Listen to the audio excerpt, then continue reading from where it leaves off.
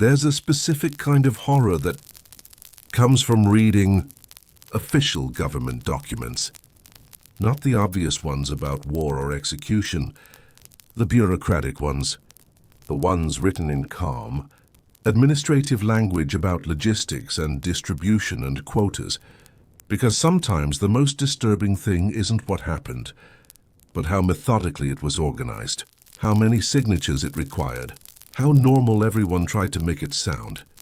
In the autumn of 1932, a Soviet official named Vsevolod Belitsky sent a telegram to Moscow. It was brief, professional.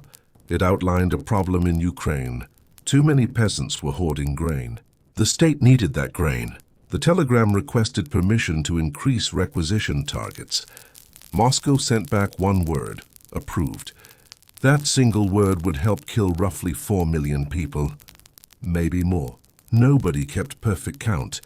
When you're starving an entire nation, paperwork becomes surprisingly imprecise. If you're into dark history that doesn't get taught in schools, consider subscribing. We're building something here, and we're trying to reach 1,000 subscribers by sharing the stories that make people uncomfortable. The Holodomor, that's what it's called now. The Ukrainian word means death by hunger. But that phrase almost sounds natural, peaceful even, like something that just happened. A bad harvest, a stroke of unfortunate weather. The truth is so much worse than that. Because this famine wasn't a failure of crops. It was a success of policy. Stalin needed to break Ukraine, not destroy it entirely, just break it. See, Ukraine had always been the breadbasket of the Russian Empire. And now it was the breadbasket of the Soviet Union. Fertile black soil, endless wheat fields, thousands of small farms run by families who'd worked that land for generations. But those families represented a problem. They were independent. They owned things. They had their own language, their own culture, their own way of doing things. And Stalin's new Soviet state couldn't tolerate independence. The whole system required total control, total submission, total dependence on the state for survival. So Stalin launched collectivization. The state would seize all private farms. Peasants would work collectively on massive state-run agricultural operations. They'd meet quotas. They'd hand over their harvests. They'd become cogs in the great Soviet machine. In theory, it would modernize agriculture and feed the cities and prove socialism's superiority. In practice, it would become one of the most efficient killing systems ever designed. And it would do it without a single gas chamber or firing squad. Well, not a single firing squad. There were some, but most of the death would come from something much simpler. The state would just take the food, all of it. It started with the kulaks. That was the term for wealthier peasants, and wealthier could mean anything. Owned 3 cows instead of 1, hired a neighbor's son to help during harvest, had a brick house instead of wood. The definition was flexible, useful. If you resisted collectivization, you were a kulak. If you criticized the government, you were a kulak.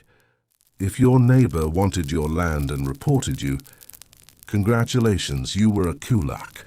Kulaks were declared enemies of the people. Their property was confiscated. They were deported to Siberia, to Kazakhstan, to the Arctic. Entire families loaded onto freezing train cars with no food, no destination, just a vague directive to resettle somewhere far away. Many died in transit. The ones who survived found themselves dumped in wastelands and told to build new lives from nothing. Most didn't make it through the first winter. But removing the kulaks didn't solve Stalin's problem. Because even after the wealthier peasants were gone, the remaining farmers still resisted collectivization. They killed their own livestock rather than hand it over to the state. They buried grain. They slowed down work. They sabotaged equipment, small acts of defiance that added up. And in 1932, Ukraine's harvest fell short of Moscow's quota. That's when things stopped being about collectivization and started being about punishment. Moscow increased Ukraine's grain requisition quota. Not decreased, increased. Ukraine was expected to hand over more grain than it had actually grown.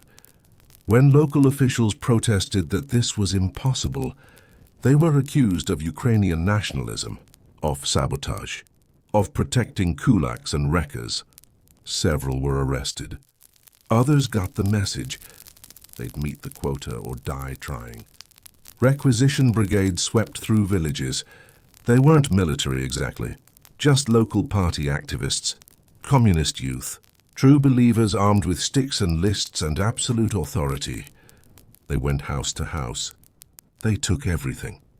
Grain stores, obviously, but also seed grain that was meant for next year's planting. Potatoes from cellars, beets, beans, anything edible. They probed walls with metal rods, searching for hidden caches. They dug up gardens. They killed chickens and confiscated the meat.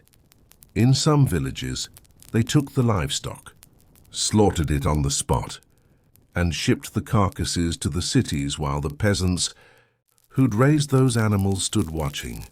If you resisted, you were arrested.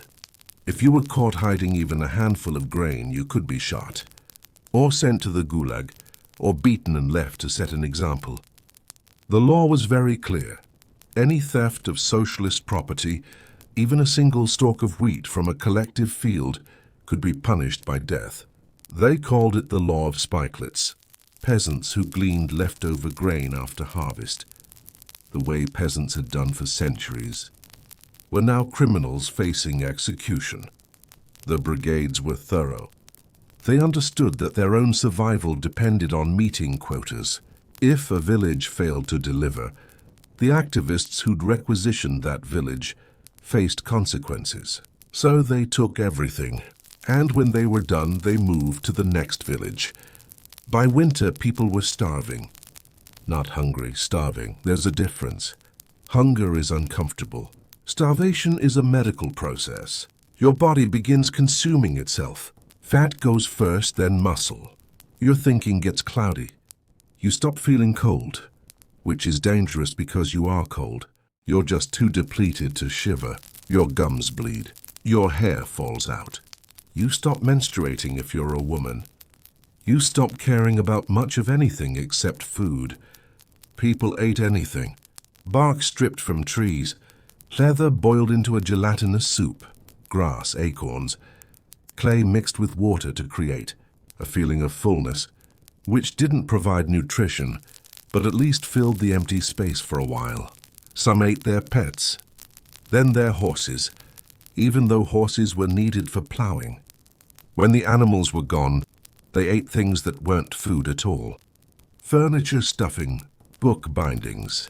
There are accounts of people mixing manure with flour, baking it and eating it. And then, of course, there was cannibalism. This is where the story gets hard to tell. Not because it's graphic, but because it's real. Soviet archives, opened after the USSR collapsed, contain reports from local officials describing incidents of parents eating their children, of strangers being killed for meat, of graves being dug up. The NKVD, the secret police, investigated these cases. They kept records, detailed records, names, dates, locations, because even cannibalism had to be documented in the Soviet system. Most of the cannibalism wasn't predatory. It was desperate. A mother would find her child dead from starvation and face a choice: bury the body or survive a few more days. Some made one choice, some made the other. The ones who chose survival often went insane shortly after. Trauma and starvation, and the collapse of every human norm, breaking their minds completely. There were cases of predatory cannibalism too. People who hunted others, who lured children, who killed rather than waited for death. The NKVD prosecuted these cases, which is darkly ironic. The state was deliberately starving millions. But if you killed one person for food, that was murder. The bureaucracy required distinctions. Villages died in a specific pattern. First the children and the elderly. They had fewer reserves. Then the men who burned calories faster doing physical labor. Women lasted longest statistically, not because they were stronger, but because their bodies were more efficient at clinging to life, though that meant they often survived long, enough to watch everyone they loved die first. Some villages went completely silent, every resident dead, houses standing empty with cooking pots, still on tables and clothes still hanging on pegs. Wandering Soviet officials would find these ghost villages and file reports. The reports were classified. The famine itself was classified. Moscow denied it was happening even as it happened. And here's the truly suffocating part. There was food. The USSR was exporting grain, selling it abroad for hard currency to fund industrialization. Trainloads of Ukrainian wheat rolled, past starving Ukrainian villages on their way to ports. The grain was there. It simply wasn't for the people who grew it. When foreign journalists asked about reports of famine, Soviet officials laughed. Western propaganda, they said, lies spread by enemies of socialism. They invited carefully curated tours where journalists saw healthy workers and full storehouses. The reporters who insisted on investigating further were expelled. The ones who reported the truth anyway were dismissed as biased. Walter Duranty, the New York Times Moscow correspondent, wrote articles denying the famine. He called reports of starvation exaggerated. He won a Pulitzer Prize. Some Ukrainians tried to escape. They fled toward cities, toward Russia, anywhere that might have food. But the Soviet government sealed Ukraine's borders. Internal passports were required for travel, and peasants weren't issued them. Train stations were patrolled. Roads were blocked. If you were caught trying to leave, you were sent back. Back to the village. Back to the death you were trying to escape. The cities were sealed too. Internal checkpoints kept starving peasants out. City residents had ration cards. Not generous rations, but enough to survive. The peasants who'd grown the food had nothing. They died in fields they'd planted. They died in homes their families had owned for generations. They died and no one outside Ukraine knew, or if they knew, cared enough to act. There were acts of quiet resistance. Some train workers slowed down shipments. Some local officials underreported requisitions and hid grain to distribute secretly. Some teachers brought food to students. These were small mercies in an ocean of cruelty, and the people who offered them risked their lives doing it. Many were caught. Many were shot or sent to camps. The system didn't tolerate mercy. By spring 1933, the death toll was staggering. Entire villages were gone. Collective farms stood empty. Fields went unplanted because there was no one left to plant them. And that's when Moscow reduced the quotas, not out of compassion, out of practicality. You can't collect grain from corpses. The state needed some Ukrainians alive to work the next harvest. Food aid trickled in. Not much, not nearly enough. But the absolute worst of it ended. People who'd survived began the slow process of recovery. Physically, some of them recovered. Psychologically, you don't recover from watching your children starve while the state denies it's happening. The Soviet government never acknowledged the famine as deliberate. Officially, it was a natural disaster. A combination of poor weather, kulak sabotage, and local mismanagement. The statistics were classified. The dead were buried in unmarked mass graves. The survivors were told not to speak of it. And for decades, they didn't. What's the point of talking when no one wants to listen? It wasn't until the 1980s, as the Soviet Union began to crack, that survivors started sharing their stories publicly. Historians gained access to archives. The scale of it emerged slowly. 4 million dead, maybe more. Some estimates go as high as 7 million. The numbers are disputed because the records are incomplete and because genocide math is always approximate. But even the lowest estimates describe one of the largest intentional famines in human history. The Holodomor wasn't the only Soviet famine. Kazakhstan was hit even harder proportionally. Nearly half of ethnic Kazakhs died between 1930 and 1933. Also, from collectivization and requisition, the Kazakh famine gets even less attention than Ukraine's. There's a hierarchy to historical memory. Some atrocities get monuments and recognition. Others get footnotes. What makes the Holodomor particularly haunting is its bureaucratic nature. There were no camps, no gas chambers, no mass shootings. Well, some shootings, but the primary weapon was administrative. Quotas, requisitions, sealed borders. Documents stamped and filed. Orders carried out by people who went home to dinner afterward and probably slept fine. The machinery of a modern state turned toward killing, and it worked exactly as designed. Stalin never faced consequences. He died in his bed in 1953, still in power. The officials who implemented his policies moved on to other posts. Some had long careers. The activists who'd requisitioned grain became party administrators, factory managers, teachers.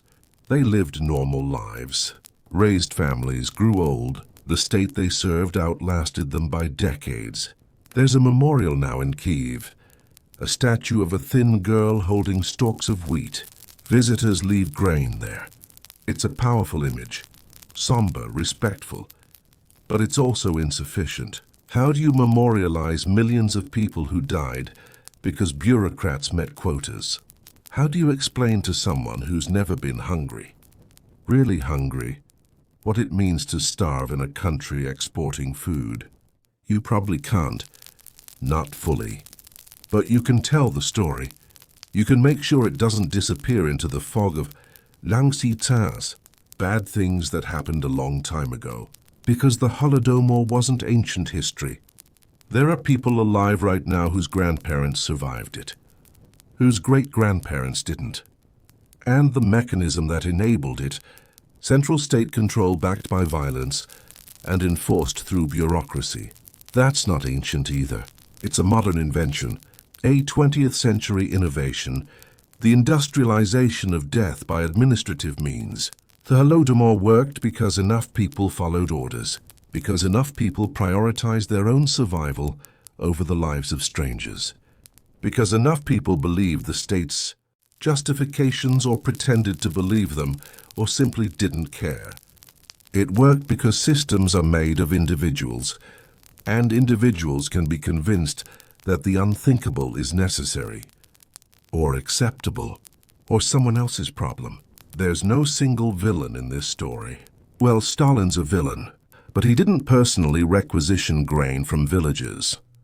He didn't seal the borders himself. He didn't type up the reports denying the famine. He just created a system that incentivized cruelty and punished mercy. And then he let human nature do the rest. The people who carried out the Holodomor weren't monsters. That's the uncomfortable part. They were ordinary. They had reasons or thought they did. They believed in the revolution, or feared the consequences of disobedience, or simply wanted to survive. They made choices that seemed rational in the moment, and those choices, multiplied across thousands of individuals, became a famine that ate a nation. That's what makes it hard to process. If the perpetrators were monsters, we could dismiss them as aberrations. But they were people. People like anyone. People who could justify anything if the incentive structure was right and the penalties for refusal were high enough. The Holodomor is a story about what happens when a state decides some of its people are expendable.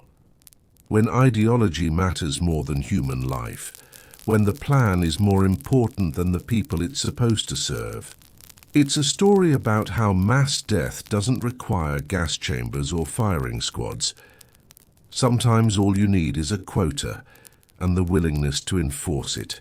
And it's a story that repeats, not identically, but the patterns show up. Different countries, different decades, different justifications, but the same basic formula. A state with total power, a population deemed problematic, and a bureaucracy willing to implement solutions. The Holodomor is just one example, an extremely well-documented, extraordinarily deadly example. What's most disturbing isn't that it happened. History is full of atrocities. What's disturbing is how easily it was hidden, how many people denied it, how long it took for the truth to be widely acknowledged, and how even now, almost a century later, there are people who minimize it, who argue about definitions and intent, who treat millions of dead as a political talking point rather than a human catastrophe. The dead don't care about our debates, they're gone, buried in unmarked graves across Ukraine and Kazakhstan and southern Russia, forgotten individually, even when remembered collectively. We don't know most of their names. We don't know their faces. They're statistics now, numbers in history books, but they were people, children who should have grown up, parents who should have grown old, families that should have continued. They starved because the state that claimed to serve them decided they were less important than grain quotas. And the machinery of that state, the bureaucrats and activists and officials and enforcers, made it happen. Not with passion or rage, but with memos and requisition orders and administrative efficiency. That's the real horror of the Holodomor, not the death itself, though that's horrifying enough, but the mundane, bureaucratic way it was accomplished, the paper trail, the calm language of official reports, the normality with which people carried out the unthinkable. Because if it could happen there, if ordinary people could implement it, if a modern state could organize it and then hide it and then deny it, then the question isn't whether something like it could happen again.